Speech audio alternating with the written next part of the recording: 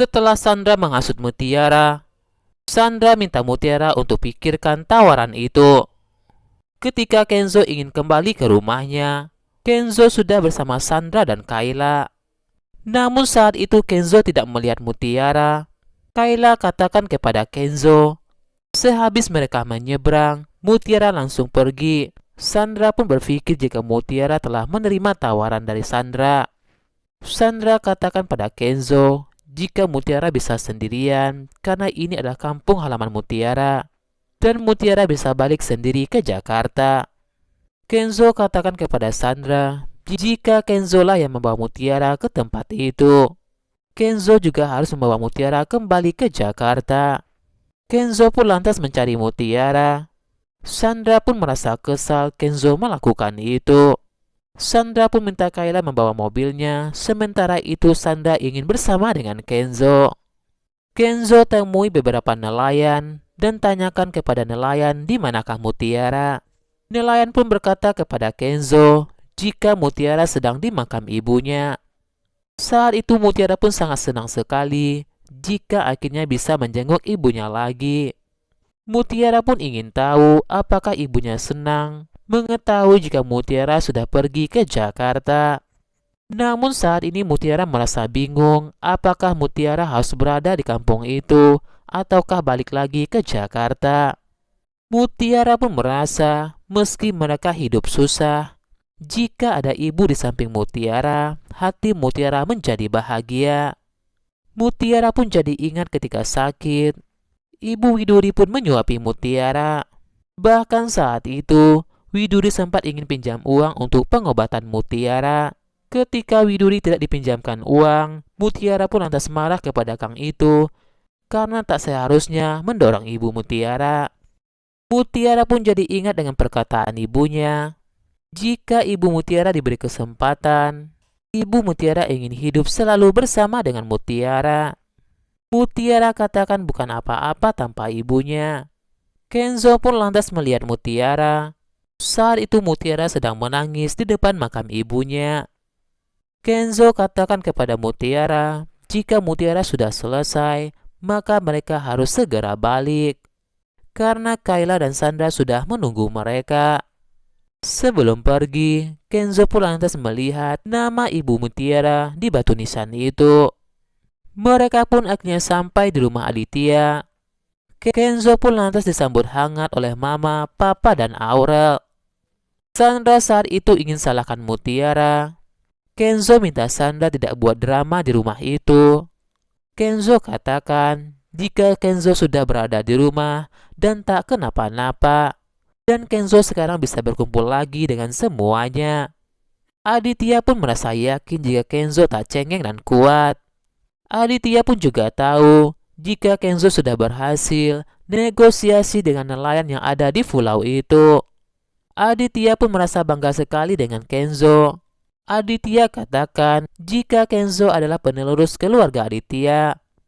Bi Ipah pun sangat senang melihat Mutiara pulang kembali dan selalu berdoa buat keselamatan Mutiara. Aditya pun minta Kenzo untuk istirahat. Aditya juga minta Mutiara untuk istirahat juga. Rianti dan Sandra pun kaget mendengar ucapan dari Aditya.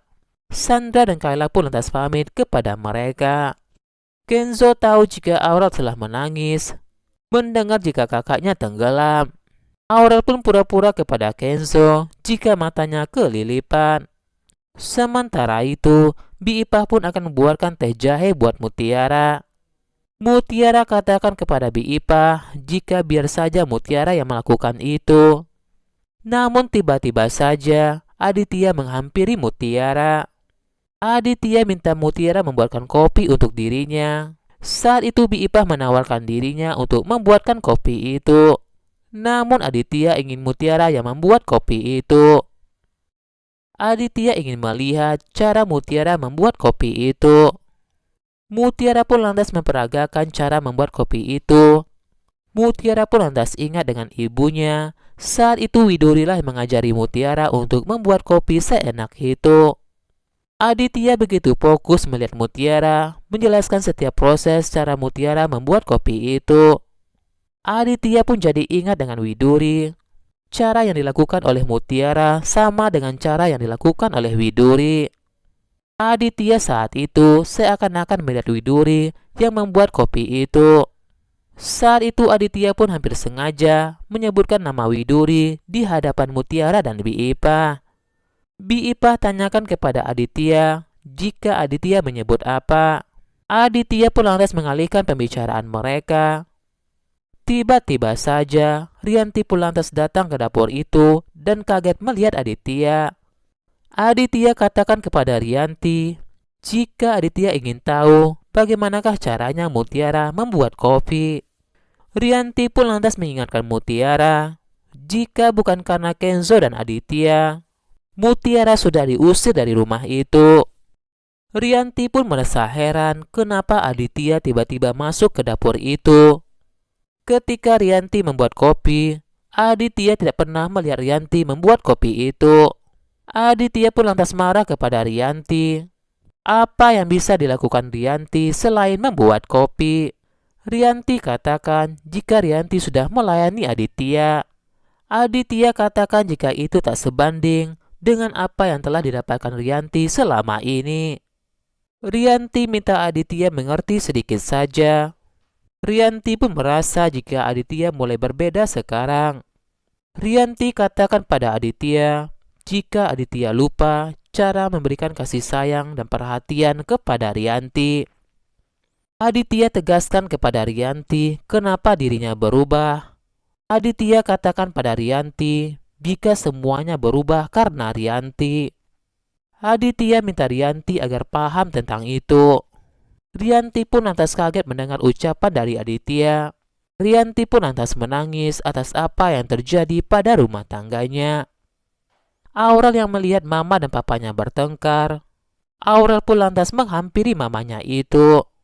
Rianti katakan kepada Aurel jika dirinya baik-baik saja dan ini tidak bakal terjadi lagi.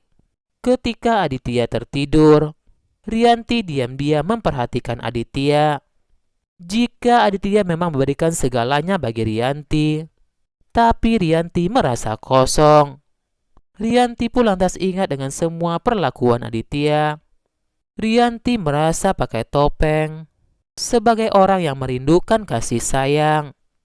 Rianti pun merasa sadar jika kemewahan tidak bisa menjamin kebahagiaan dan cinta itu bisa juga pudar tanpa didukung oleh materi yang berkecukupan.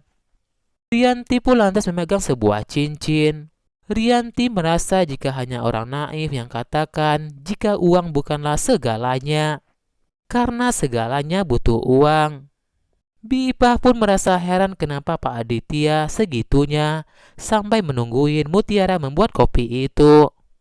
Rianti pun lantas datang, meminta Mutiara ikut dengan Rianti.